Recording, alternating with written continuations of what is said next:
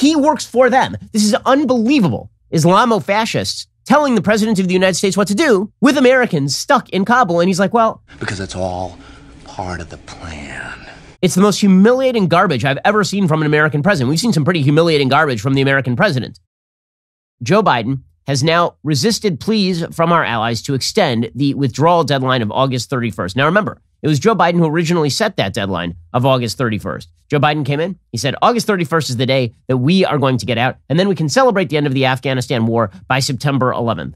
And then the Taliban took him up on that. And they said, okay, well, if you mean August 31st, then August 31st it shall be. And now the Taliban is refusing to move off of that date, despite the fact that they've taken over Kabul and are apparently obstructing efforts to get people out of Kabul. So the European allies, the G7, they met with Joe Biden yesterday, and apparently they were telling him, we need you to give us more time, right? We have people on the ground there. We need American troops on the ground beyond August 31st so we can get our people out. And Joe Biden said no. He said that staying brings, quote, added risk to our troops with increasing threats from ISIS. Well, you know what would have been really nice at this point? If you think about it, what would have been awesome is if, let's say we had, a skeleton crew of like 2,500 troops with Bagram Air Base under our control. And let's say that we had an Afghan National Army capable of beating back the Taliban because they had close air support from the United States as well as civilian contractors on the ground holding the major cities in Afghanistan so that we could work on evacuating people if they wanted to get out. And let's say that we had that 3 months ago. Oh, yes, indeed, we did. And then Joe Biden decided, it'd be a great idea. What if we just take out all the soldiers and leave everything else behind? And then shockingly, we now have to put soldiers back in to get everybody else out. And now we're going to do this a second time. We're going to precipitously withdraw our military in the middle of an evacuation effort. Now, Joe Biden says that the evacuation effort, right, the precipitous withdrawal of the military, it makes no difference, says Joe Biden. It's not a big deal because the people that we're getting out, they're really not helping with the evacuation yet. It's not that big a deal. Here is the problem. It is a rather large deal. We are already removing people from on the ground right now.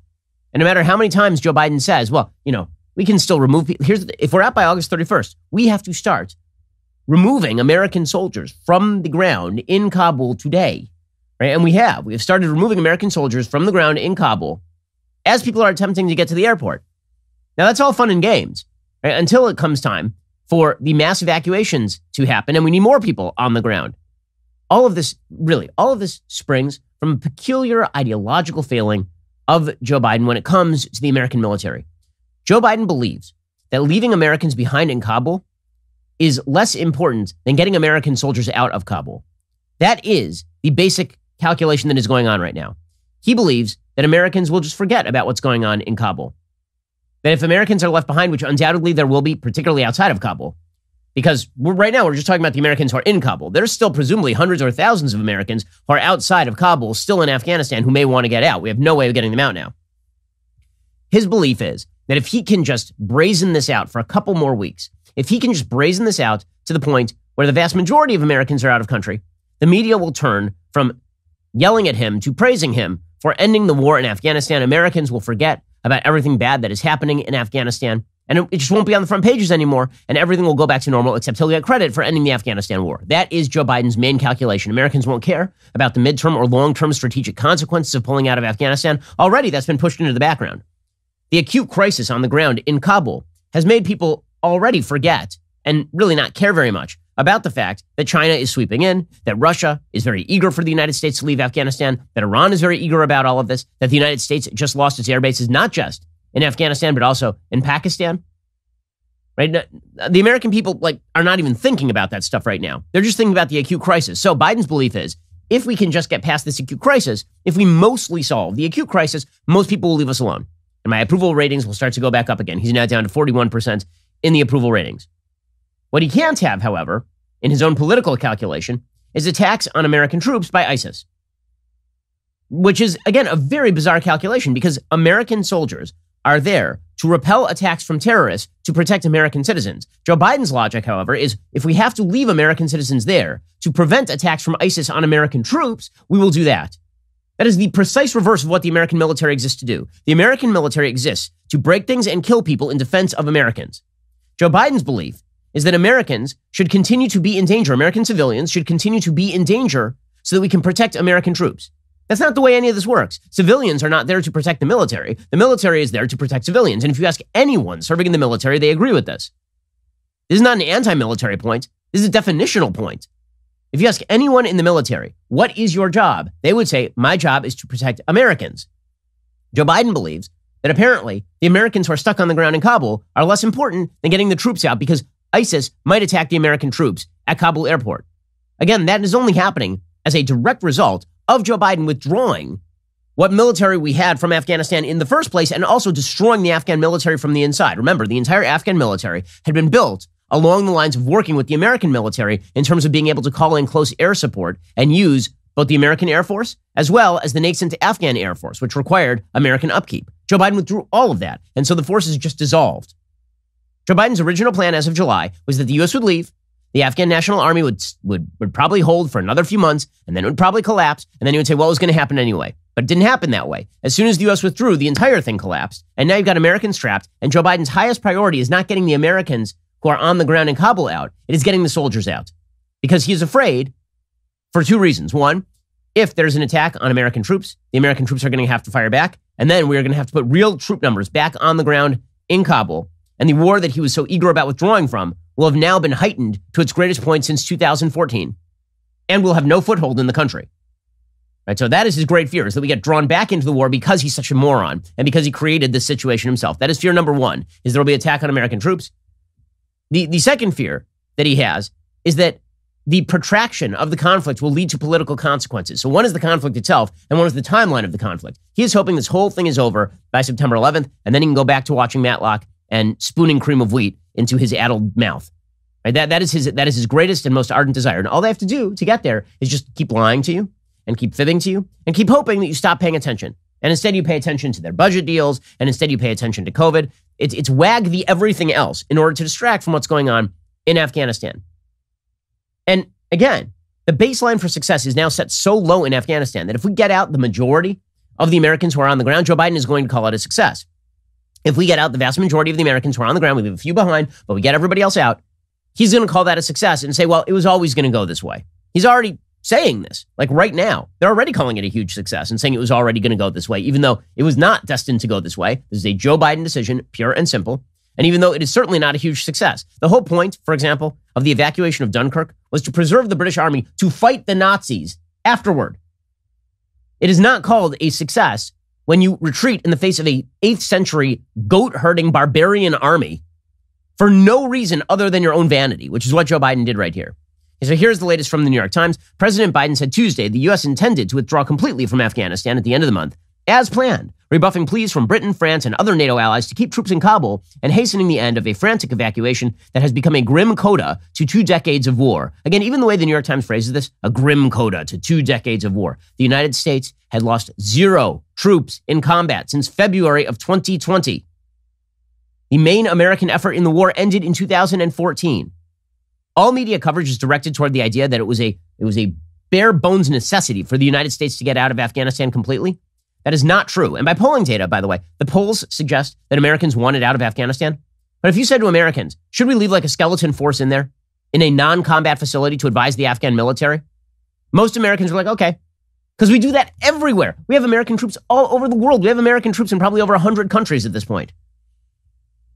Even as Mr. Biden spoke from the White House, officials said the United States had already begun to reduce its military presence at Hamid Karzai International Airport in Kabul, sending about 300 of the 5,800 Marines and soldiers home in anticipation of the conclusion of their rescue mission within a week.